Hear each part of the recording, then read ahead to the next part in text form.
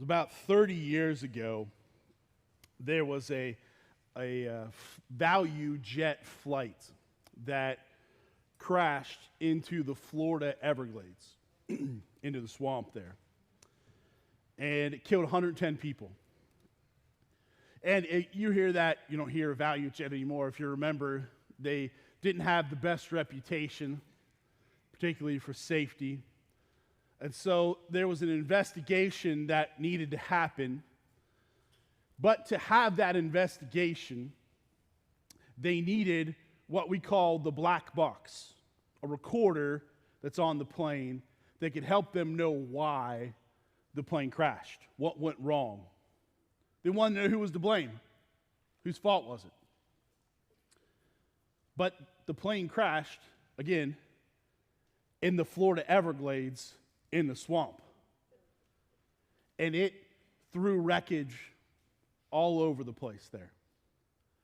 So the search for this tiny recorder was extremely difficult. They had teams of dozens that searched the swamp, walked through bit by bit. They had long sticks. You can kind of see them in the picture there. They would poke into the ground. Some of the water was as deep as 8 feet, making it a little difficult to walk through and poke the ground with. It was so difficult, the Navy sent in some of their specialists, and they had some technology that was particularly used to search for submerged metal. But after 14 days, they couldn't find it. No luck, nothing at all. 14 days and no answers. And so then they began to worry they will never know what happened with this flight. Could you imagine if our lives had a black box like that? If you could go back through every argument you've ever had to determine who was to blame, whose fault was it? Could you imagine if you could replay everything in your life? Because we've all made wrecks of our lives at times, right? But when these wrecks happen, here is what I bet. I bet none of us go through an exhaustive search to find out the cause. But we got people to blame, don't we? We probably have already determined whose fault it is. So when we get to the book of James, chapter 4, he's going to ask a question at the beginning of our passage today about the fights that are happening in the churches he's writing to. And he's not asking about the fights, he's asking about the cause. Who's to blame? And when James asked that question, how many people do you think raised their hand and said, "It was me. I was wrong. It's my fault"? Not what happens, right? They pointed at each other. It's them. It's the people that oppose me, the people that are different than me, the people that disagree with me. But as we look, James has an answer to the question. He already knows what's caused the fights, the quarrels, the problems. And what we find is this. James has the same answer for this as he's had for almost everything throughout the rest of his book, whether it comes about what we believe or how our faith is lived out in actions, how we speak, how we treat one another. The source of all these things, if it comes out right or wrong, is our hearts. And so, even now, looking at these quarrels and fights, he's going to point us back to our hearts once again. So as we look at this passage, what I want you to see is this. There's desires in our hearts that start wars in our lives. And as we do this, what we're going to find, what James says is this: when we begin wars with each other, we actually begin a war with God. And when we begin a war with God, it's never a war that we can win. So how does it end? So start with me, verse 1.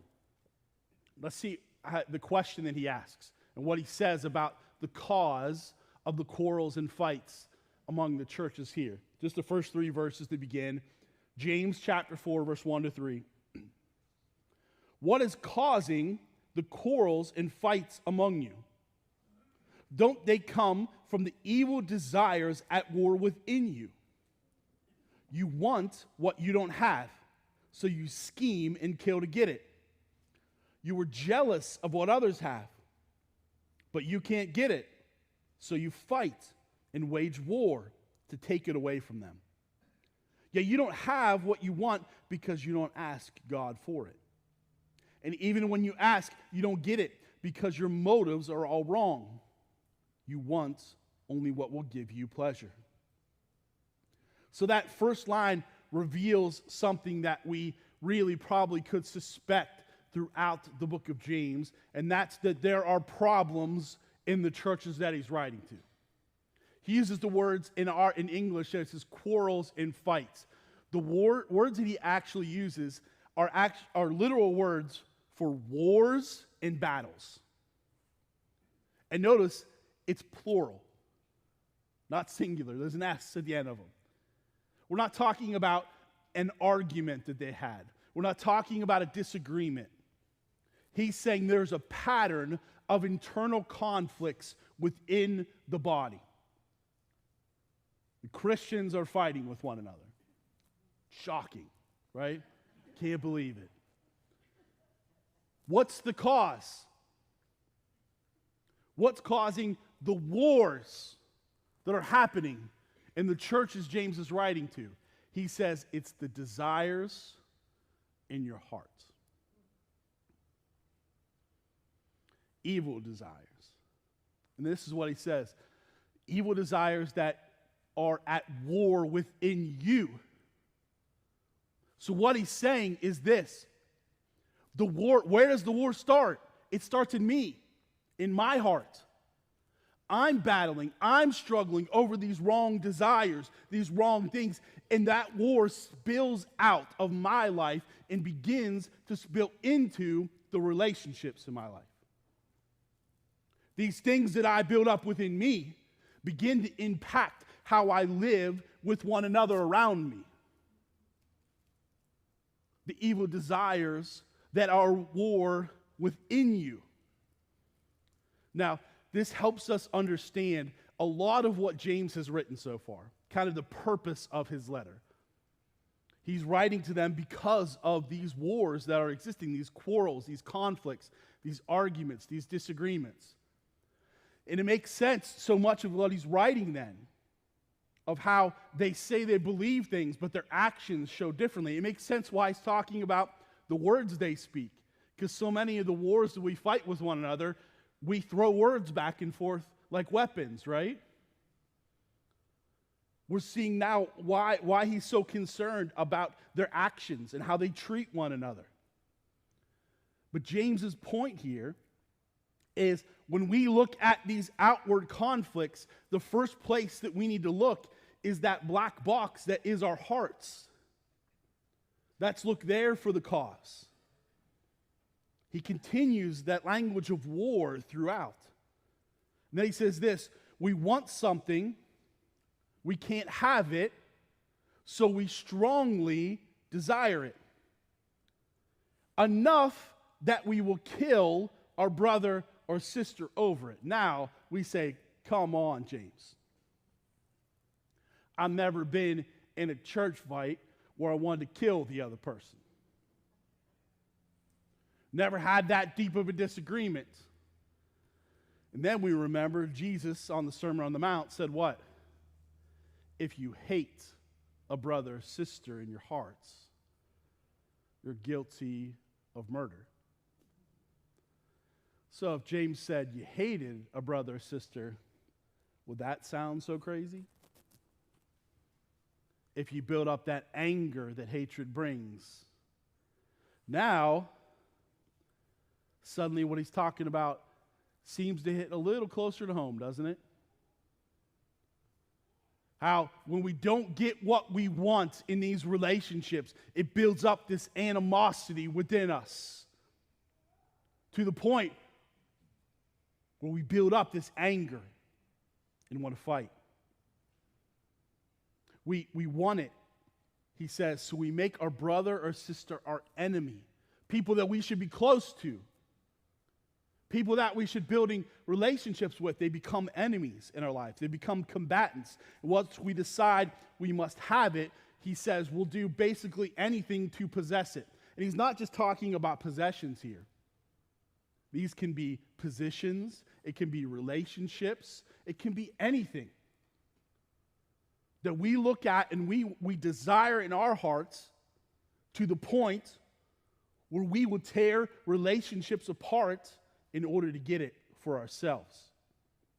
So he says you'll fight, you'll attack, you'll scheme, you'll try to take it. But after all the warfare, James says, you still don't have it.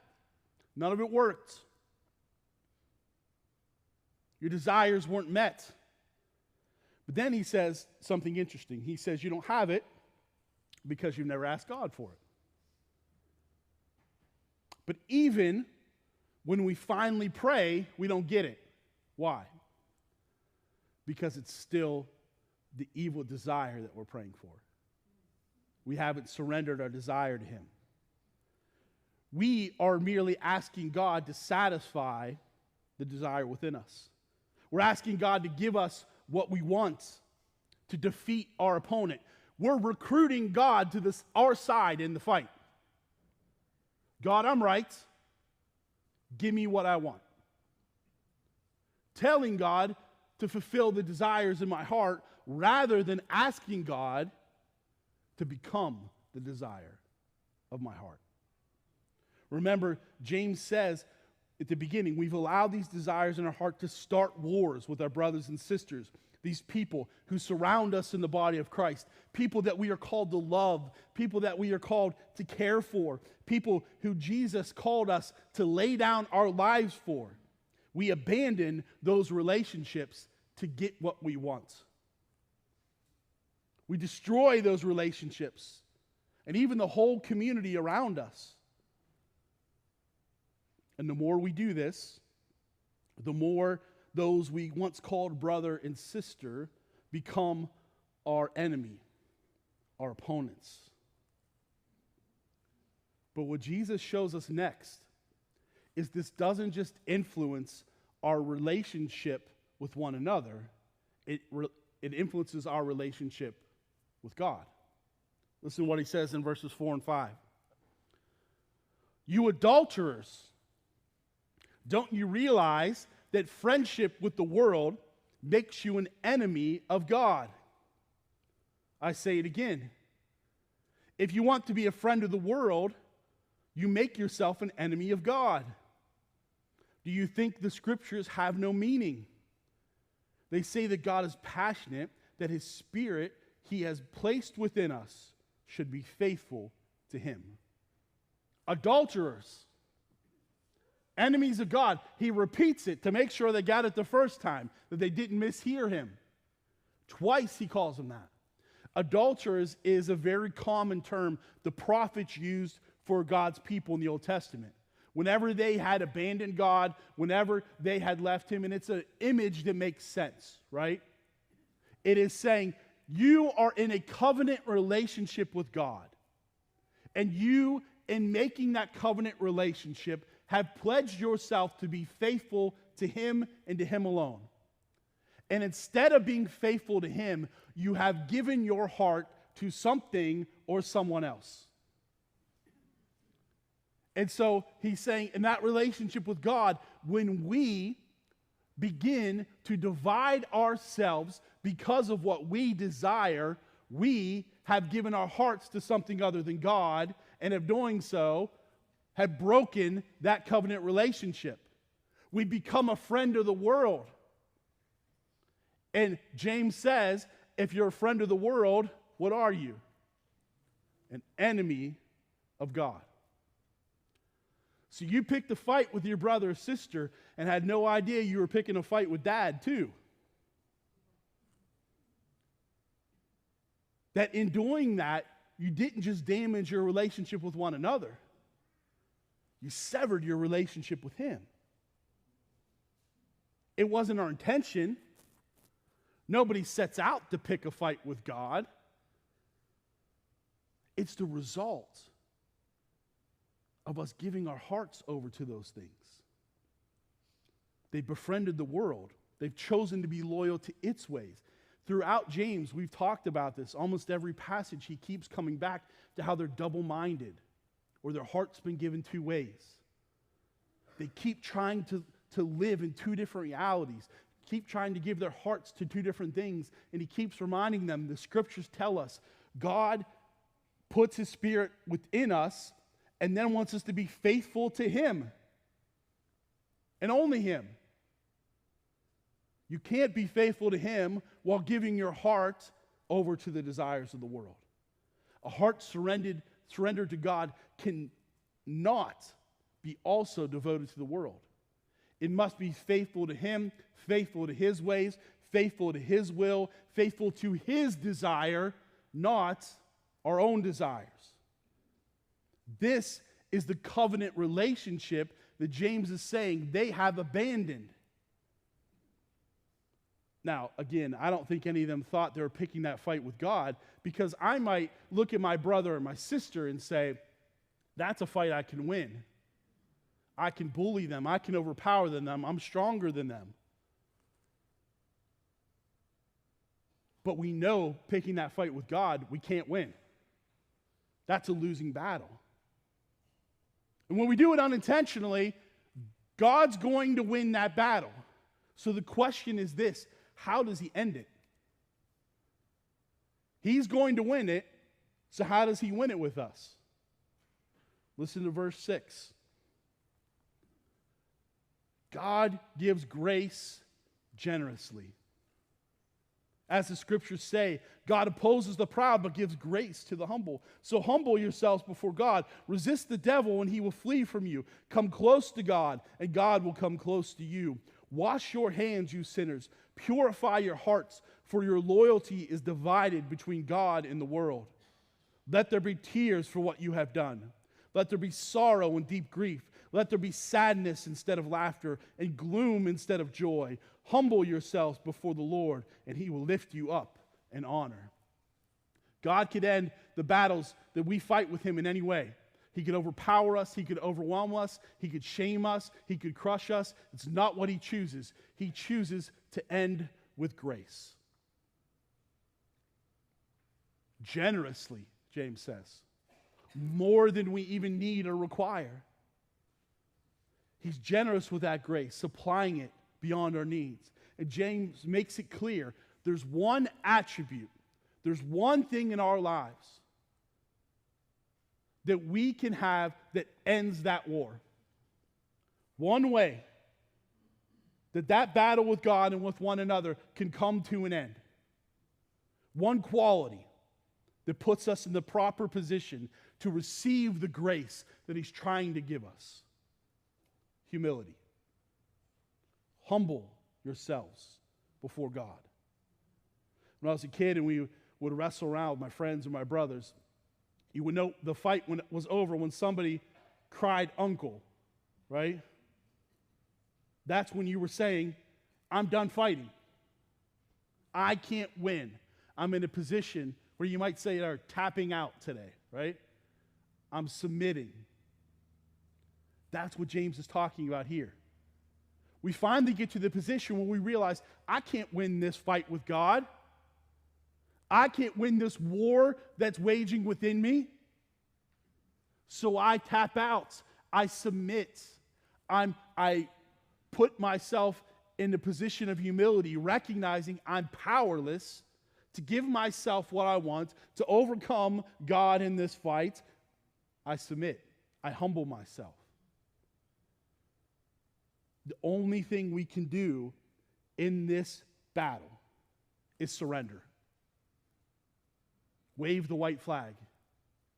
Lay down the weapons. Stop defending our position. They were submitting to the ways of the world. They were submitting to the desires of their heart. They're resisting God's will and God's way. And James tells them, you have to reverse that. You have to submit to God and resist the devil. Flee from those evil desires. Stop fighting against God and begin resisting the enemy instead. This is what we call repentance. A radical reversal. A change in direction. Where I say, I've given my heart to this, and I'm going to completely take my heart away from that and give it back to God. I'm going to stop heading my life towards aiming towards my desires and what I want, and I'm going to change direction and aim my life towards God and what He wants. And when He says this, when we turn to come close to Him, what does God do? It's the one promise in this passage. He comes close to us. When we draw near to Him, He draws near to us. When my heart's desire becomes His desire, God is near. In that action, He says our hands are cleansed of the blood we've spilled in these wars. Wash your hands. Our hearts can be purified of the wrong desires because our hearts are surrendered to Jesus and Him alone in that moment. My loyalty then is no longer divided. It wholly belongs to God and to God alone. Remember, James called them adulterers. So think of it that way. How could in a marriage, if a spouse committed adultery, how could that marriage possibly be restored? How could it take a change of direction and get put back to a place where it can live and thrive? You have to end the adulterous relationship for the covenant relationship to continue.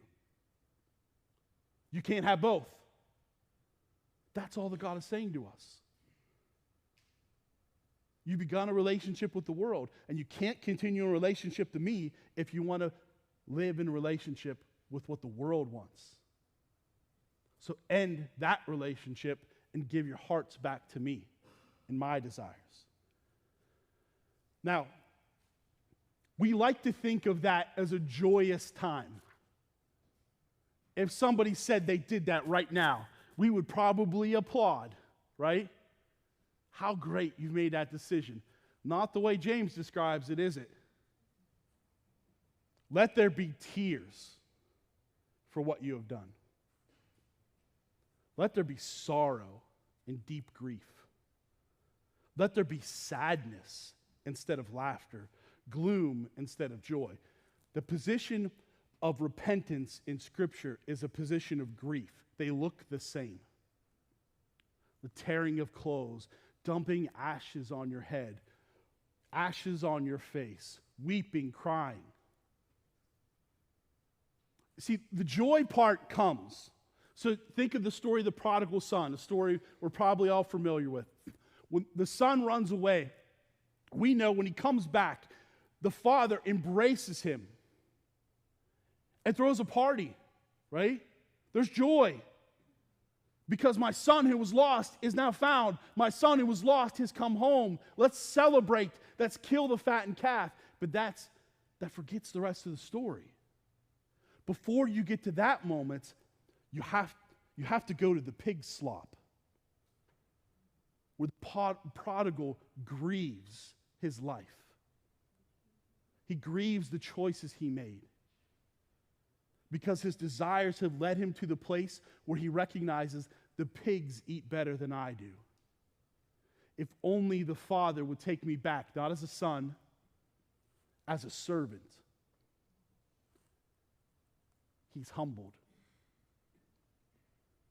And when he humbles himself and grieves in that moment, grieves what he has done, he begins to come home to the Father. And when he draws near to the Father, what does the Father do? runs to him. Draw near to me, and I will draw near to you. The wars we've waged, we should grieve and be sad for the loss that we have allowed the desires of our hearts to bring to our lives, the destruction that we have brought to our relationships. But it doesn't have to end in grief. When we recognize that and are humbled, we can then take that next step to come home to the Father. I kind of cut you off in the middle of the story at the beginning, didn't I? 14 days, no black box. 14 days. That in of itself sounds long. It's May in the Everglades. It's 90-something degrees. A jet has just wrecked, so the swamp is filled with diesel fuel, all kind of fluids. And so not only are they searching, they're in double-layered latex to not have their bodies contaminated with it. They have tied ropes to themselves. You can't really see them. They're on their feet or on their ankles there, so that they're 3 feet apart, so that they can stab with this thing all around them. It is unbearable. They're losing people for dehydration. They're getting sick. It's not a good thing. They have pretty much given up hope. This is it's not a hard task. This is an impossible task. Find a little black box in a swamp, buried who knows where, with a sharp pole. So, I tell you about a man by the name of Felix Jimenez. Felix Jimenez was a sergeant in the Miami-Dade police force. He was a part of the crew. And he tells his story. For 14 days, he's searching for this box, poking around in the swamp. He was there every day. And he said he was there every day for one reason. What drives somebody there? Because he felt for the families. He wanted the families to have an answer why this happened. And so he said this: as I marched through that swamp, I prayed. And I prayed for I would read the families' names, and I would try to remember, and I'd pray for those families with every stab. I would pray for their grief, for their loss. I would pray that they find an answer. He prayed for his coworkers as the days went on and they began to get sick. He prayed for all of them that they would be safe. So it's day 15. They're all worn out. They're all tired. It's already been a long morning, and they take a break. They had to take them quite often to rehydrate. So he's sitting down, and he's rehydrating. And this is what Felix writes. He says, at that moment, it dawned on me, I've been praying for 14 days, and never once in my prayers in 14 days have I asked God to help me find the black box. So we did. He simply prayed that. God, if there's any way, help us find this black box today. We're tired, we're worn. Just help us find this box. However you make it happen, we don't care. Help us find the box. Puts his latex back on, climbs in the water. First poke of the stick in the ground. He hits metal. Pulls it up. And it's the black box. And here's his words. I want to read you what he writes. At the end of the day, I thought the many days we'd spent searching for the recorder, how we've tramped over it many times, and I wondered why its retrieval had taken so long. Amid the low rustle of sawgrass and the call of the great white heron, I seem to hear the response. Why did it take you so long to ask?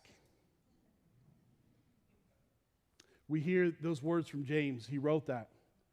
You don't have what you want because you don't ask God. Now, I don't want you to mistake hearing that story and hearing those words and think that that's the message from today.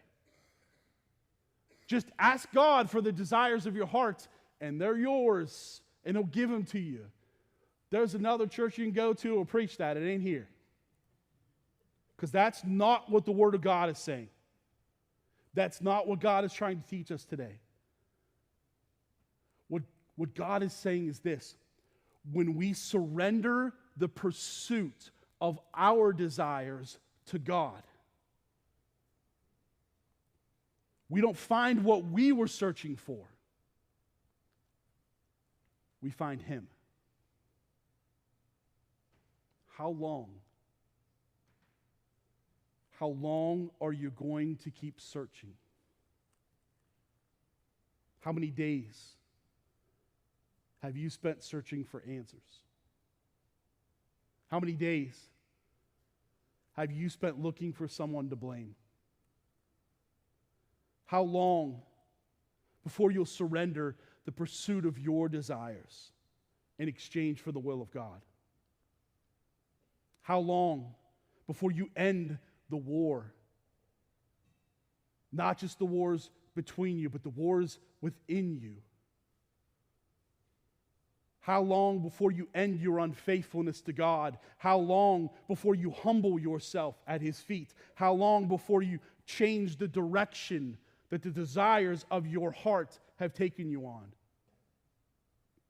and turn your hearts to Him? James has shown us the answer that you're looking for is not to search harder, it's not to try harder, it's not to look more, it's not to demand our own way, it's to humble ourselves so that we can receive His grace, that we might return to the Father.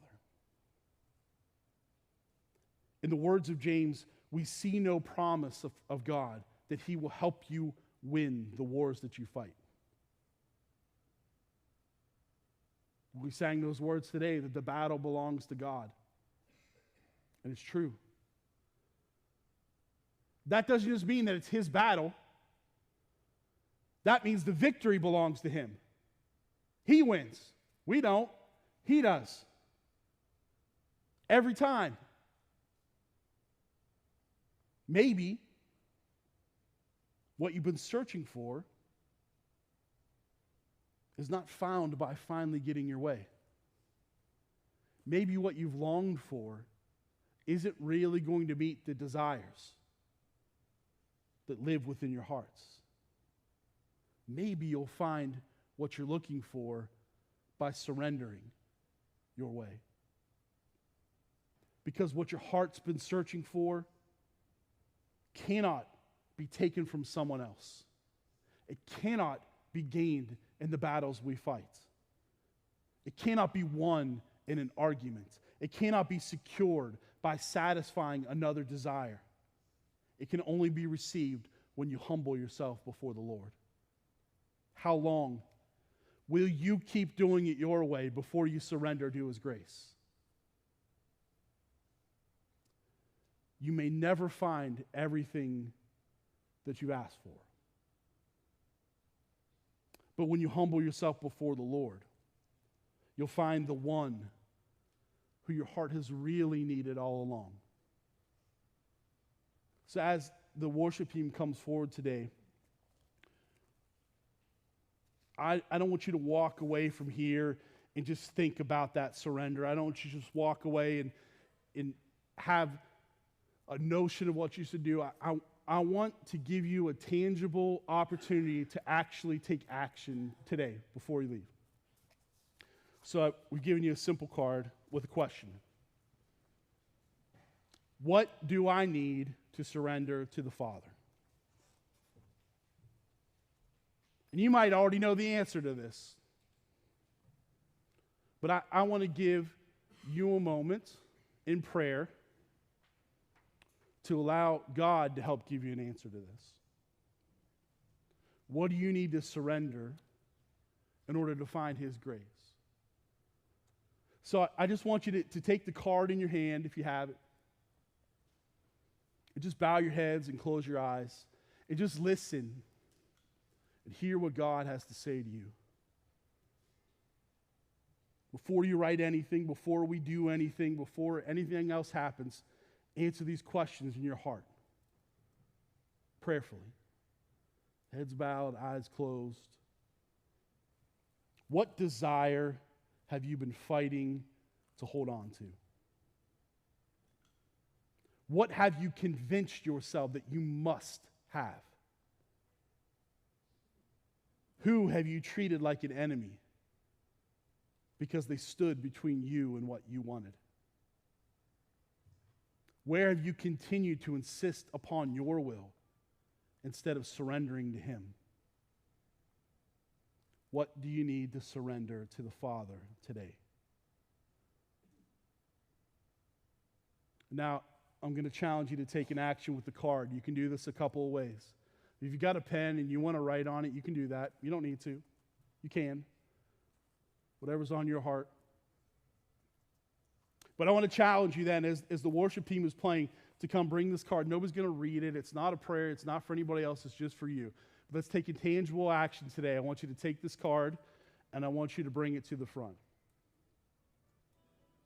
Lay it on the stage, lay it on the stairs, whatever you want to do.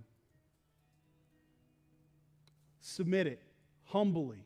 Take that action to hand it over to Him. To say, this is no longer my fight. You've won. I surrender to you. And as you do that, you can stay here and pray. The prayer team will be here to pray with you. You can go back to your seats and pray, or pray through singing. That doesn't matter. The next step is all between you and God. But I want you to not walk away without having the chance to end the fight today. And to let God win the victory over your hearts. As you draw near to Him today, His promise is that He will draw near to you. So as we sing this, may we run to the Father. May we run into His arms of grace. If God has shown you what you need to surrender today, take your card, come forward, lay it down, and run to Him.